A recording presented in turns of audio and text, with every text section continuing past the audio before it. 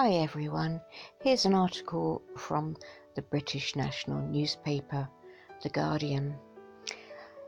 These sorts of videos don't usually reach so many people, but they're very important, so I shall keep doing them, and if you can share to anyone who would benefit from them, then please do. I'll put a link to this article in the description box.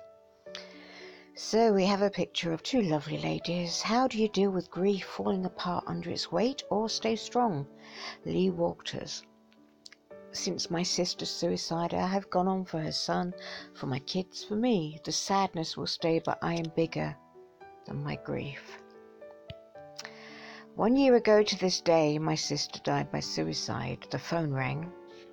I heard the words as if from a distance. My heart caved in, my mind froze, my body disappeared. I pulled myself together enough to call my nephew, a shattered young man, before I completely broke down. 2 days later, I was on national TV, launching my long-awaited book on strength-based parenting. 3 months later, I was in Montreal accepting the presidency of the International Positive Psychology Association. Just as many of my dreams were coming true, my world was falling apart. I was confronted head-on with the irony of reaching a professional zenith in the field of positive psychology at exactly the same time I was dealing with excruciating personal darkness and loss. How would my expertise deal with this king hit? My sister was proud of my book. She read various sections and loved it. We both shared a passion for helping others. I'd written this acknowledgement to her. To my beautiful sister Colleen, an amazing social worker who has used her strengths of courage, persistence, and compassion to help thousands of people. You've made such a positive difference to the world. I'd been saving it to show her in person. She never saw it. The night after she died, I was so incapacitated by grief that my husband's mother and sister had to help me pack for the book tour. You need a suit for TV, this skirt, these shoes, where's your passport? In interviews, I'd smile and discuss how to create happy families. Then I'd crawl into bed and weep. PTSD flashbacks from my childhood would stop me from sleeping. I expected the emotional pain, but was taken aback by the physical pain. For months, sharp pain radiated down my face, through my throat, and across my ribcage. Painkillers did nothing. Friends were shocked when I doubled over in mid-sentence. Colleen and I didn't have a perfect relationship. Growing up with abuse strained our bond, but we loved and understood each other. We were bridesmaids at each other's weddings and the first person we called when we each found out we were pregnant. We supported each other to seek therapy. No matter what, we knew we were there for each other. We were survivors, but now I am left without her, and I have no words to describe the pain. My friends worried that I wasn't addressing my grief. Some advised cancelling my tour. To be honest, I couldn't tell if the tour was a good thing because it kept me together or a bad thing because it stopped me falling apart. Fall apart. That's what you're supposed to do when a loved one dies, right? Or are you supposed to stay strong? Is it okay to be happy? Is it selfish to go on? Life doesn't pause to help us answer these questions. Each of us must find our own answers as we go. If I had to sum it up, I'd say allow yourself to fall apart in some moments and will yourself to stay strong in others. I didn't do this perfectly, but here are some ways that I navigated as best I could. Use mindfulness to be present to your feelings and needs. Mindfulness helped me feel the loss and deal with the PTSD flashbacks, but not be overwhelmed. I tried to be present to all of the feelings moving through me, knowing I was bigger than the grief, that I could let it wash over me, but that I'd come back. Understand that others will respond based on their relationship with death. Try not to take it personally. Some friends sat with me in the messiness of it all. Others dropped away for months later, confiding, "I just didn't know what to say." Many people are afraid of suicide and don't have a language to talk about it.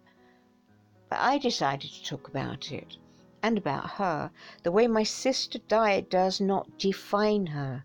The 44 years she spent on this earth helping others as a social worker and raising a good son, these define her. Draw on your strengths to comfort and steady you. Each of us has our own unique strengths. Grief amplifies the need for us to use them. For me, Colleen's death was a call to action to step more fully into my nephew's life and to use my strengths as a psychologist to help him through his profound loss. I couldn't be more proud of my nephew and the strength he has shown over this past year. Wisdom, dignity, compassion and grit beyond his years. Seek healing more than happiness. People advise me to try and stay happy. That wasn't working for me yet. I didn't want to drown in grief. I had my nephew and my kids to look after, not to mention the book tour. I decided to focus on healing rather than happiness, engaging in healing practices like journaling, walking, prayer, and meditation. Hold on to the small moments of life. To ensure that I didn't drown in sadness, I made a choice to savor the good things, the immense gratitude I felt for my husband, his family, and my loving friends. I had a freezer full of casseroles for 6 months. Life's little joys, sunshine on my back, the smell of good coffee, my kids' laughter, and the affection of my dog who, for months after Colleen died, followed me around the house, gently nudging my leg with his nose. These small things made the grief less daunting. Give yourself permission to walk away. Grieving is warrior work. It takes enormous amounts of energy. Do you need time by yourself? Take it.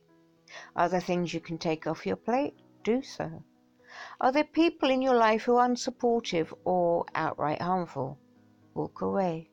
It may not be forever, but you need to protect yourself during this time. Be authentic and courageous. Putting on a brave face must take so much out of you, one friend commented after a book event. But bravery was not a face I put on to hide my grief. Bravery was born because of the grief. I had to have the courage to talk about her death in order to honor her and support her son, when all I wanted to do was crawl into a ball. I willed myself to speak up about suicide and abuse in the hope that it will help others who are going through similar circumstances. You will have your own circumstances, but I encourage you to be real and courageous. I miss Carl every day. I keep expecting a text from her with a funny joke or the lyric from an 80s song. I keep going to dial her to tell the latest gossip. I haven't moved on, but I have gone on. I don't ever want to move on from my sister. She is a part of me, and I always want her in my life. But I know I need to go on for the sake of her son, my kids, and myself. The raw grief still hits me at unexpected moments, like a sudden punch to the throat, but it's happening less frequently. Most days the rawness has been replaced by a soft sadness.